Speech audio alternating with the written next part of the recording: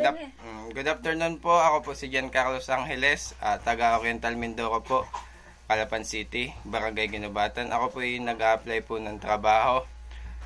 Ito po ang pinag-akita lang po namin ay tindahan. Kasama ko po ang lola ko. Maliit na tindahan po. Ang lola ko po ay PWD.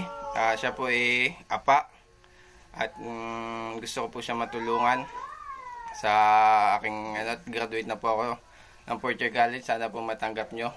Ano? Apa. Na? Sabi po ng lola ko, sana po matanggap po ako sa pag-apply. At ano pa man? Saan kang trabaho? Saan ka pwede Apa ka? Apa ka? Kaya pa ba? Ay, ulitin ko nga kat. Oh. Antay ka muna kayo. Apa ka? Apa ka? Apa? Hindi ko man dito. Ay, di pipi na lang. Mag-sign language ka. Oh.